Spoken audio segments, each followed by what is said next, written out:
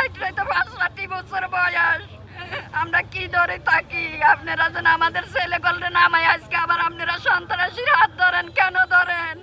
আমার যে কান্না, সবাই শহীদের মার এই কান্না, আহতের মার আরো বেশি কান্না। মার চোখের সামনে দেখে মার সন্তানের চোখ নাই।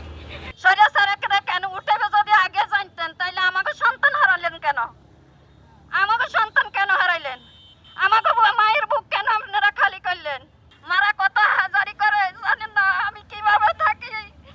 আমার একমাত্র আল্লাহ জানে আমি যে কিভাবে দিন কাটাই। আমার একটা মাত্র সন্তান, আমার বয়স, আমার বন্ধু ছিল, আমার জান ছিল, আজকে আমার সেই বয়স দুনিয়া থেকে বিদায় হয়ে গেছে।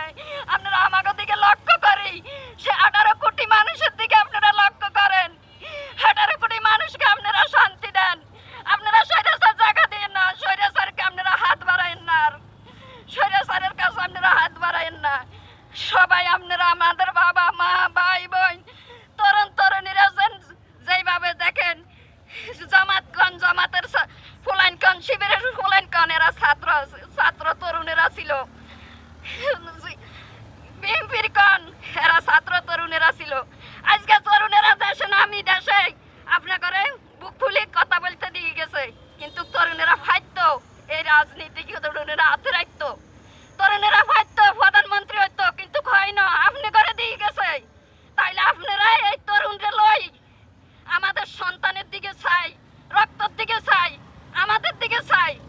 আপনারা দেশকে শান্তিভাবে চালান, স্বৈরাচার জায়গা দিবেন না। স্বৈরাচারের হাতে নি দেশটারে আর অগত নগর সৃষ্টি করবেন না। আপনাদের কাছে আমার এই অনুরোধ, আপনাদের কাছে আমার এই আবদার, সবার কাছে আমার ভাত খাইতে চাইলে ভয়ে, নামাজ পড়তে চাইলে আমাকে চোখের পানি হয়ে। তাইলে আপনারা আজকে সন্ত্রাসের আবার হিরে আপনারা সেই সময় বলছেন স্বৈরাচার, স্বৈরাচার বলি আমাকে ছেলেকে রাস্তাত নামাই, আমাকে ছেলেরে নিয়ে আপনারা সন্ত্রাস দূর করে দিছেন। আজকে কেন সন্ত্রাস দূর করি আবার সন্ত্রাসের কারণে হাত বাড়ান? হাত বাড়াইলে আগে বাড়াইতেন। আমাকে বুকে কেন আঘাত মারছেন, ছুরি মারছেন, কেন মারিলেন আপনারা এই ছুরিটা? প্রশাসনের কাছে আমাদের আবদার, কোনো স্বৈরাচার যেন আর ইয়া না করে।